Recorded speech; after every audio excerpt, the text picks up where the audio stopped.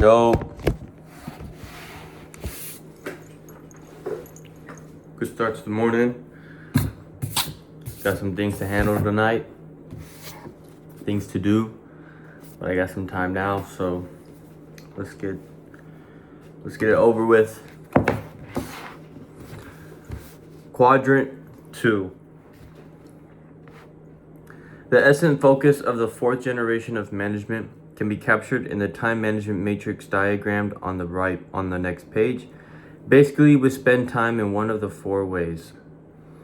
As you can see, the two factors that define an activity are urgent and important. Urgent means it requires immediate attention. It's now. Urgent things act on us. A ringing phone is urgent. Most people can't stand the thought of just allowing the phone to ring.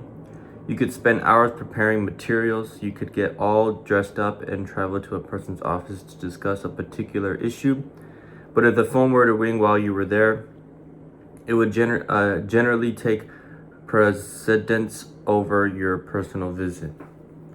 If you were to phone someone, there aren't many people who would say, "I'll get to you in 15 minutes, just hold," but most people would probably let you wait in office for at least that long while they completed a telephone conversation with someone else. Urgent matters are usually visible. They press on us. They insist on action. They are often popular with others. They're usually right in front of us, and often they are pleasant. It's easy, fun to do, but also often they are unimportant.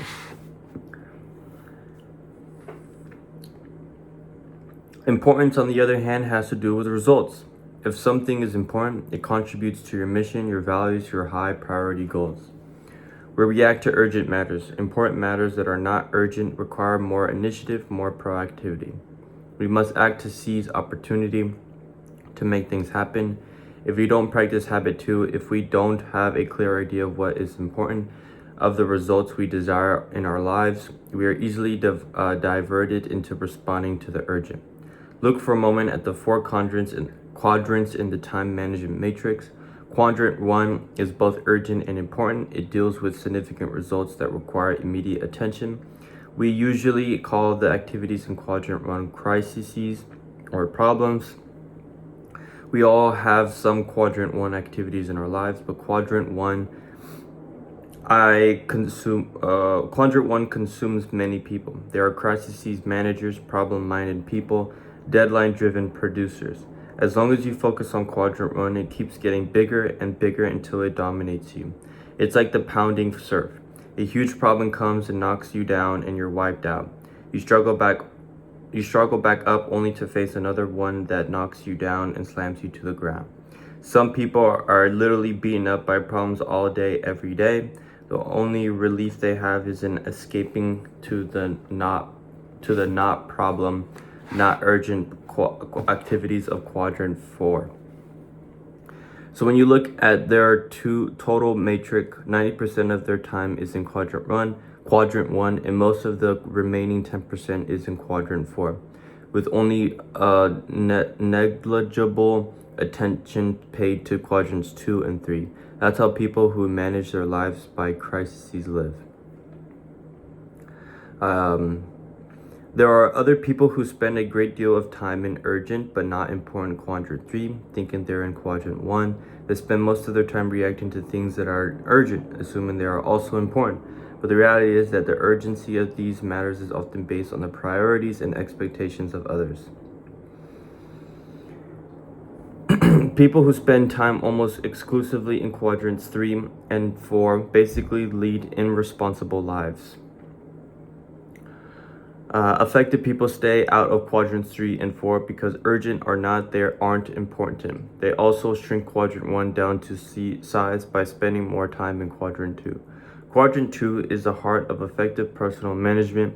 It deals with things that are not urgent but are important. It deals with things like building relationships, writing a personal mission statement, long-range planning, exercising, preventive maintenance, preparation, all of those things we know we need to do, but somehow seldom get around to doing because they aren't urgent. In the quadrant 2, there's a couple things that are said. As a result, it's vision, perspective, balance, discipline, control, and few crises. Moving forward, to paraphrase Peter Drucker, effective people are not problem-minded, they are opportunity-minded. They feed opportunities and starve problems. They think preventively. They have genuine quadrant 1 crises and emergencies that require their immediate attention, but the number is comparatively small. They keep P and PC in balance by focusing on the important but not urgent high leverage capacity building activities of quadrant 2. But with the time management matrix in mind, take a moment now and consider how you answered the questions at the beginning of this chapter. What quadrant do they fit in? Are they important? Are they urgent? My guess is that they probably fit into quadrant 2. They are obviously important, deeply important, but not urgent. And because they aren't urgent, you don't do them. Look again at the nature of those questions. What one thing could you do in your personal and professional life that, if you did it on a regular basis, would make a tremendous positive difference in your life? Quadrant 2 activities have that kind of impact. Our effectiveness takes quantum leaps when we do them. I asked a similar question of a group of shopping center managers. If you were to do one thing in your professional work that you know would have enormously positive effects on the results, what would it be? Their anonymous response was to build helpful personal relationships with the tenants, the owners of the stores inside the shopping center, which is a quadrant 2 activity. We did an analysis of the time they were spending on that activity. It was less than 5%. They had good reasons, problems, one right after another. They had reports to make out, meetings to go to, correspondence to answer, phone calls to make, constant interruptions. Quadrant 1 had consumed them. They were spending very little time with the store managers, and the time they did spend was filled with negative energy. The only reason they visited the store managers at all was to enforce the contract, to collect the money, or discuss advertising or other practices that were out of harmony with center guidelines or some similar thing. The store owners were struggling for survival, let alone prosperity. They had employment problems, cost problems, inventory problems, and a host of other problems. Most of them had no training in management at all. Some were fairly good merchandisers, but they needed help. The tenants didn't even want to see the shopping center owners. They were just one more problem to contend with. So the owners decided to be proactive. They determined their purpose, their values, their priorities.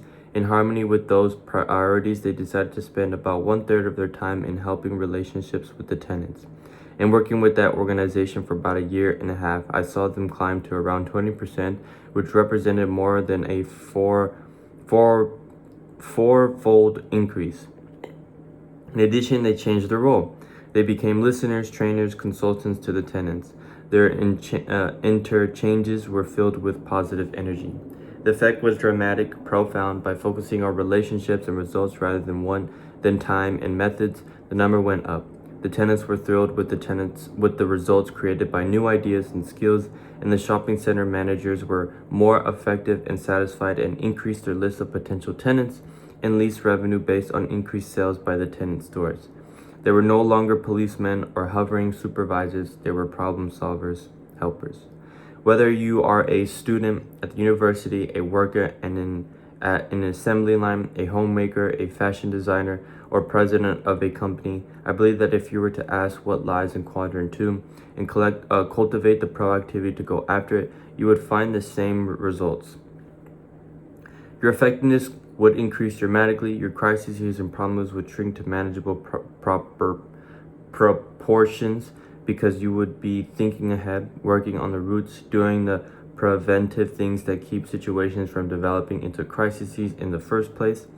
In time management jargon, this is called the Pareto principle. 80% of the results flow out of 20% of the activities. What it takes to say no.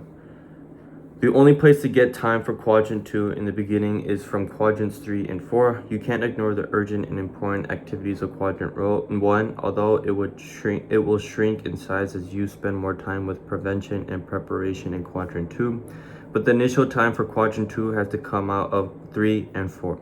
You have to be proactive to work on Quadrant 2 because Quadrants 1 and 3 work on you. To say yes to important Quadrants 2 priorities, you have to learn to say no to other activities, sometimes apparently urgent things. Some time ago, my wife was invited to serve as a chairman of a committee in a community endeavor. She had a number of truly important things she was trying to work on, and she really didn't want to do it, but she felt pressured into it and finally agreed. Then she called one of her dear friends to ask if she would serve on her committee. Her friend listened for a long time and then said, "Sandra, that sounds like a wonderful project, a really worthy undertaking. I appreciate so much you're inviting to me to be a part of it. I feel honored by it. For a number of reasons, I won't be participating myself, but I want you to know how much I appreciate your invitation." Sandra was ready for anything but a pleasant no. She turned to me and sighed, "I wish I'd said that." I don't mean to imply that you shouldn't be involved in significant service projects. Those things are important, but you have to decide what your highest priorities are and have the courage, pleasantly, smilingly, non-apologetically to say no to other things. And the way you do that is by having a bigger yes turning inside. The enemy of the best is often the good. Keep in mind that you are always saying no to something. If it isn't to the apparent urgent things in your life, it is probably to the more fundamental, highly important things. Even when the urgent is good, the good can keep you from your best, keep you from your unique contribution if you let it. When I was director of university relations at a large university, I hired a very talented, proactive creative writer. One day, after he had been on the job for a few months, I went to his office and asked him to work on some urgent matters that were pressing on me. He said, "Stephen, I'll do whatever you want me to do. Just let me share with you my situation." Then he took me over to his wallboard where he had listed more than 24 projects he was working on, together with performance criteria and deadline dates that had been clearly negotiated before. He was highly disciplined, which is why I went to see him in the first place. If you want to get something done, give it to a busy man. Then he said, "Stephen, to do the jobs that you want done right would take several days. Which of these projects would you like me to delay or cancel to satisfy your request?" Well, I didn't want to take the responsibility for that. I didn't want to put a cog in the wheel of one of the most productive people on the staff just because I happened to be managing by crisis at the time. The jobs I wanted done were urgent, but not important. So I went and found another crisis manager and gave the job to him. We say yes or no to things daily, usually many times a day. A center of correct principles and a focus on our personal mission empowers us with the wisdom to make those judgments effectively. As I work with different groups, I tell them that the essence of effective time and life management is to organize and execute around balanced priorities.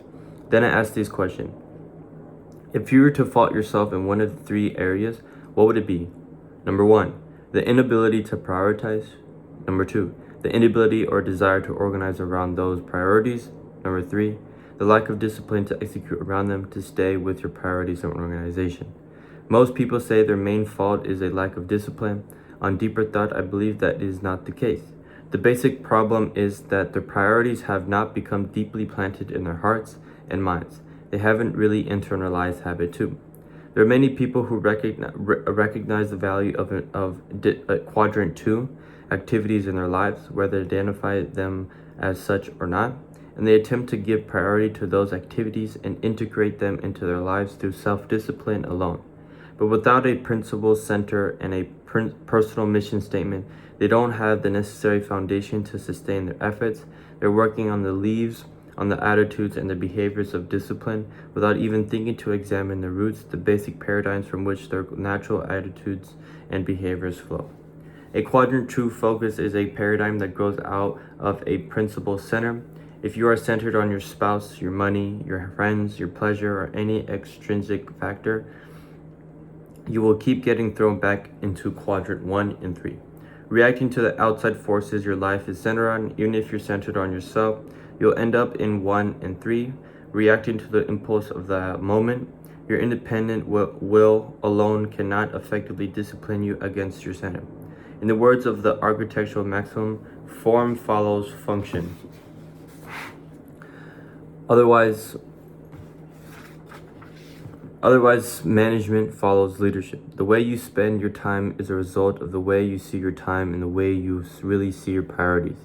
If your priorities grow out of a principle center and a personal mission, if they are deeply planted in your heart and in your mind, you will see Quadrant 2 as a natural, exciting place to invest your time. It's almost impossible to say no to the popularity of Quadrant 3 or to the pleasure of escaped Quadrant 4.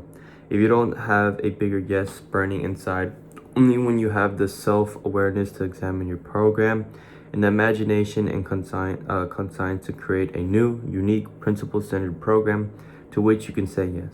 Only then will you have sufficient independent willpower to say no with a genuine smile to the unimportant. Take a pause there. I kind of already briefly talked about the importance of being able to say no on the last video. So I kind of want to talk about something else that stuck out to me, and that is the importance of the store managers, the store owners making a difference in the way that they treat their tenants and store managers. I found that to be very important because it's one thing to just have a transactional relationship, making sure, they obey by the rules that they had, agreed to by the contract, a word or whatever. But it's another to make an actual meaningful relationship with these individuals, right?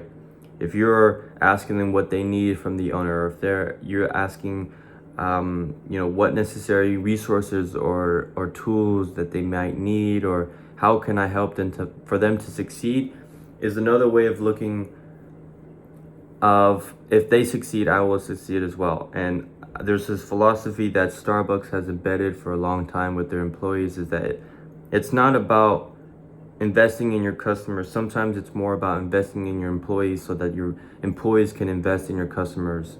If you're from a ownership standpoint, or even a manager standpoint, or leadership standpoint, take care of your people, and the people will take care of the customers or whoever. And I think that's the same kind of idea here that the store owners wanted to embed, or that they did. And sometimes that comes from the idea of the Quadrant 2, being disciplined about it, or being principles focused, saying, hey, maybe we have to shift our values to some degree, and start caring about the people around us. So, yeah, we'll end the day there.